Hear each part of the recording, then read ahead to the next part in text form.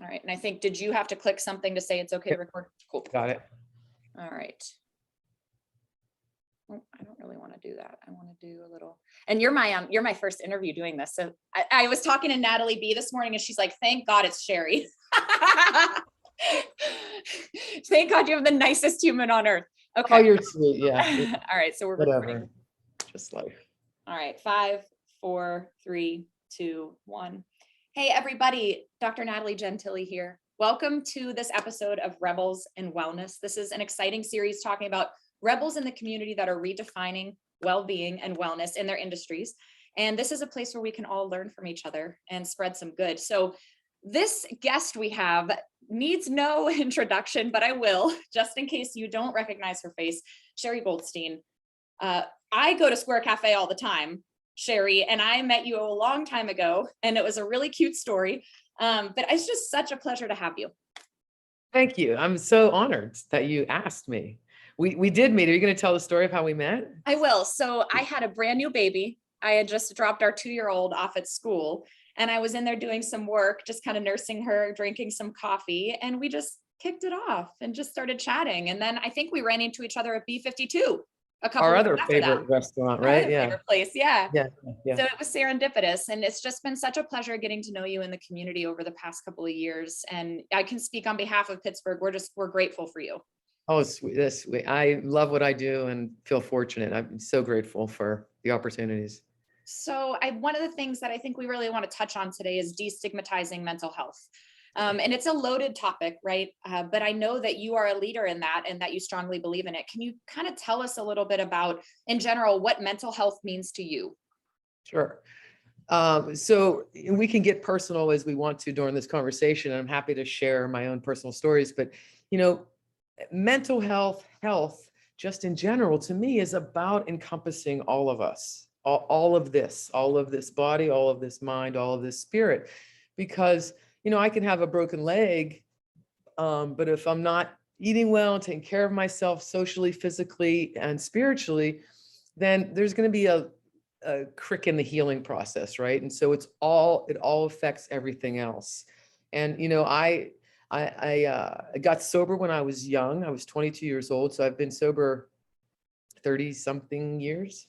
And it's a mirror. I mean, that's really incredible, because I didn't think I would probably be alive past 30 or so at the rate I was going. And in that 12-step work, I learned about taking care of myself as the whole pie, as the spirit, mental health, the physical health, and then whatever else we want to talk about. It's so important that balance happens. In my field, we separate out sometimes mental health from physical health. And I mean, I think you would agree that's not a thing. They are one. Everything affects everything else. It's science in effect. You can't have science without statistics and without all of that stuff. So yeah, Very connected. Yeah. So there's this sexy word wellness, right? And I think it gets a certain connotation. And part of the idea of rebels in wellness is how we're kind of redefining what wellness means and bringing it to everybody and making it more accessible. So what does wellness mean to you? Yeah, and I think it's along the same lines of what we've been talking about. And if I am so busy and not paying attention to my family and my life and what I'm putting in my body and how I'm moving my body and all of those things, then I'm not well. I really am not well. I might look well. I might look just like this and I look completely well, but there's the dysfunction and the dis-ease that is happening inside of myself. So in my belief, am I creating anxiety? Am I creating cancer? Am I creating high blood pressure? Well, sure. I mean, nobody else is doing it to me. It's not somebody else's fault. And so, yeah, if I'm not well, full-bodied, then it affects me dramatically, but it also affects every tree trunk around me. Absolutely. And you use that, dis-ease, and it's no surprise that that's disease, right? And in dis-ease in our bodies can create disease. Yeah. So you are in an industry that got rocked through the pandemic, and that's no secret to anybody. right? What are you doing now as you're rebuilding, and rebuilding your team and really trying to keep everybody above water? How do you intertwine wellness and mental health into you and your employees? We offer healthcare. We are stepping out of the traditional healthcare this year and stepping more into wellness treatment and wellness giving, essentially, for the employees, for all of my employees. I believe that what I do for myself, I have to do for everybody else, and vice versa. So I've had healthcare. I pay for healthcare for myself, and so we offer it to all of our employees, regardless if they work 1 day a week or 50 to 60 hours a week. And we share in that. We contribute to that cost, and that is hugely important. Um, but you'll find me in conversations with people about just what we're talking about. Are you sleeping? Are you eating well? Are you social? What's up at home? Because if all that stuff is in disarray, you are going to come in disarray. We are going to be affected by it. The people in the kitchen are going to be affected by it. Your customers are going to be affected. You can't have one without the other. You can't have love without not love. Right? You can't have it. And so I like to project love onto things that I do, how I move, and what I offer. You have a lot of experience at this point doing that and spreading love. What can you share with others that you've seen the positive benefits of that kind of behavior and that kind of, positive energy? Yeah, I don't think I have anything brilliant to say, but You don't need it is all thanks. Good, because not a student I was, but it's all about what you're giving, what you're doing, what I am engaged in is feeding me, right? So the weed and the flower watering, that's what it is. And I've been here, when I pay attention to what I don't have, how the business is struggling, how one of my children is not doing well, when I pay attention to that kind of stuff in a way that it is dark and kind of bearing down, I get more of it, right? So I get darker, I get uglier, and I get whatever. But when I acknowledge that stuff and pay attention to it and offer support and take support, right? Like get help, then I'm able to recover, so to speak, in whatever is happening. You used I a don't know if I answered the question. I that, kind of that was great. That was great. And I know people are gonna be watching this and thinking, oh, finally someone's just saying it, right? Because you use the word acknowledge. And when it comes to destigmatizing mental health, acknowledging is arguably the most important thing, right? And just saying something's up, I'm not well. Well, when I went to rehab at 22 years old, that was the first, and we hear this all the time. First thing is to, admit there's a problem. And so it's a relief. And what I realized is when I admitted it, it was obvious to everybody around me. And it was obvious to me, but I was like, I'm not sure I want to look at that right now. And it offered me so much power and freedom because I said, oh, these pieces are jabbing each other, right? And so, I've experienced it with family members. I have my own mental health stuff. I've suffered from bulimia and anorexia, and I've been in treatment for that, and other family members, and of course, lots of people that are close to me. And it's so important to say, I hear you.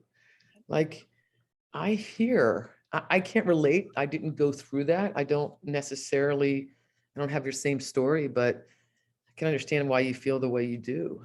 And like, I can hold you for a little while, right? I can make a comfortable net. That's incredible. So I just want people to hear that and really, know that kind of energy is out there.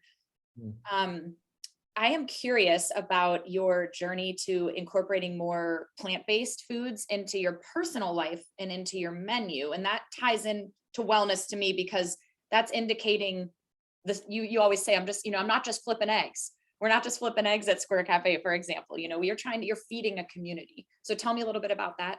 Yeah, that's evolved over, we're 19 years old now. And so it's amazing, but it's evolved, right? And so I was vegetarian for a while. Then I had a baby, and I thought, oh, I got to get protein in my body, and all those misnomers. And went back to meat. And then I had that baby, turned out to be pretty genius. Yep. And Natalie knows him because he's also plant-based and a endurance runner. He's insane. It's amazing to watch. But he was a vegetarian his whole life. When he was young, for a couple years, we fed him chicken and fish a couple times.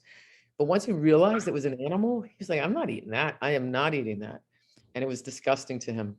So that was about 2, and he stopped eating meat. And then spent some time in India in school. And when he came back, he decided he was going to go completely plant-based. And it was a little bit dietary, but a lot of health reasons, and obviously just animal rights reasons. And so his other mom and I hopped on board, right? We're like, okay, we can do this. And it's been amazing. I did a lot of research, and my son does a ton of research about the effects of animal products in our body, right? And so, we're essentially clogging our veins and our arteries with all the animal products we put in, because there's fat and cholesterol in them. And so I want to feel healthy and I want to be healthy, so I can say it, and that's really nice or whatever. And I'll tell you, I'm not very strict. I eat honey. I've had things I haven't had any meat, but I've had some dairy products, and I don't feel as good when I eat it. But I also, I'm like living in the rural world. I work in a restaurant. I eat and try things, and that happens. But I am alert. I don't drag in the middle of the day. I don't have sore joints and bones like I used to, like my knees, and lots of joint problems and just sore muscles. My recovery time from a workout is great compared to what it was. It was just lagged, and a lot of the foods that are not plant-based encourage inflammation. So working out hard, inflaming my muscles already, like on purpose. But then in the recovery state, I'm trying to chow down chicken and stuff, and I'm continuing to, what's the word? Just kind of Inflaming my muscles. Yeah. So it's been a huge learning process. I think it's great for me. I've seen my mom's done it. I've seen lots of people get and feel healthier. Well, as a plant-based person in Pittsburgh, thanks for offering that at your restaurant, because it's nice. I mean, your space allows for love and community gathering. And I think when there's offerings for different dietary preferences, it really continues to encourage that. Well, that's great. Awesome. It's been a growing thing. We've always had vegetarian and non-meat options, but we have really grown that. And I see in the city of Pittsburgh, that base is growing. People aren't necessarily always eating vegan or always eating vegetarian, but they're eating more like that. Yes. So they're happy to have a plant-based meal, and they might eat other foods throughout the day, but they're eating more plants, which is great for all of us. Absolutely. Well, I could talk to you forever, Sherree. I know, I could go on and on. Thank you for sharing and for your time. And we hope everybody enjoyed this episode of Rebels in Wellness. Stay tuned for more, because people like Sherree are in our community, and it's just really fun to highlight them. So thank you, Sherree, and we'll talk to you soon. Doc. All right, we're good. Awesome. Went well? That was awesome. Let me Okay. stop the recording.